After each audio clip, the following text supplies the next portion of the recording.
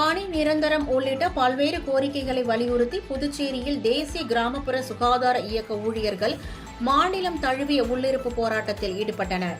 இந்த போராட்டத்திற்கு ஆதரவு தெரிவித்து முன்னாள் அமைச்சர் கமலக்கண்ணன் தலைமையில் திருநள்ளாறு பிரதான சாலையில் திடீர் மறியல் போராட்டம் நடைபெற்றதால் பரபரப்பு ஏற்பட்டது. இந்த மறியல் போராட்டத்தின் போது மத்திய மாநில அரசுகள் தேசிய கிராமப்புற சுகாதார இயக்க ஊழியர்களை பணி நிரந்தரம் செய்யவும் சமநிலை ஊதியம் வழங்க வலியுறுத்தியும் கோஷங்கள் எழுப்பினர்.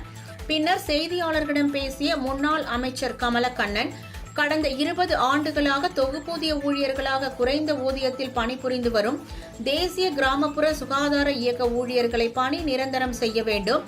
புதுச்சேரியில் மின்துறை தொடர்ந்து சுகாதாரத்துறையை தனியார்மயமாக்க பாஜ-என்ஆர் கூட்டணி அரசு முயல்கிறதோ என சந்தேகம் எழுவதாகவும் அவர் அப்போது தெரிவித்தார்.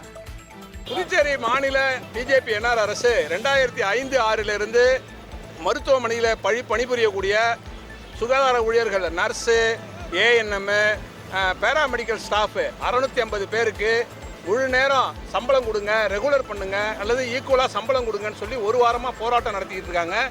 அந்த போராட்டத்தை இந்த அரசு செவிமடுக்காமல் அந்த போராட்டத்துக்கான அவங்க நியாயமான கோரிக்கையை செயல்படுத்தாமல் இருக்குது.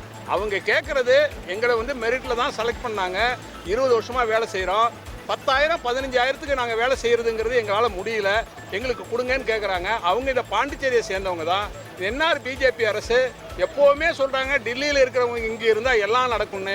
இந்த 650 ஏழைகள் வயிற்றில் அடிக்கிறாங்க. அதனால் சாதாரண மக்கள் மருத்துவமனைக்கு போனால், பிரைமரி ஹெல்த் சென்டருக்கு போனாலோ, கம்யூனிட்டி ஹெல்த் சென்டருக்கு போனாலோ, ஜிஹெச்சுக்கு போனாலோ, அங்கே வேலை செய்யக்கூடிய மருத்துவ ஊழியர்கள் இல்லாததுனால அவங்களுக்கு நோய் தடுப்பு நடவடிக்கைகள் எதுவும் செய்ய முடியல. எல்லாரும் பாதிக்கிறாங்க. பாம்பு கடி, நாய்க்கடி, ஆக்சிடென்ட்டு, இந்த மாதிரி பிரச்சனை உள்ளவங்களுக்கான வியாதி இல்லை. இதெல்லாம் ஏழை மக்களுக்கு வைத்தியம் செய்யாமல் தனியார் மருத்துவமனைகள், பெரிய பெரிய நிறுவனங்கள் இருக்குல்ல, அவங்களெல்லாம் ஆதரிக்கிற மாதிரி பிஜேபி அரசு பாண்டிச்சேரியில் மருத்துவத்திலையும் தனியாருக்கு ஆதரவாக நிற்குதோ என்ற கேள்வி வருது. அதற்காக இங்கே திடீர் சாலை மறியல் செஞ்சுருக்கிறோம். இது போன்ற சாலை மறியல்கள் நாளைய தினம் மறுதினம் காரைக்கால், பாண்டிச்சேரியில் மற்ற இடங்கள்லையும் தொடரும். இவங்களுக்கு தீர்வு செய்கிற வரைக்கும் இந்தியா கூட்டணி சார்பாக அவர்களுக்கு ஆதரவான இந்த போராட்டங்களை நாங்கள் மேற்கொள்ள போகிறோம்.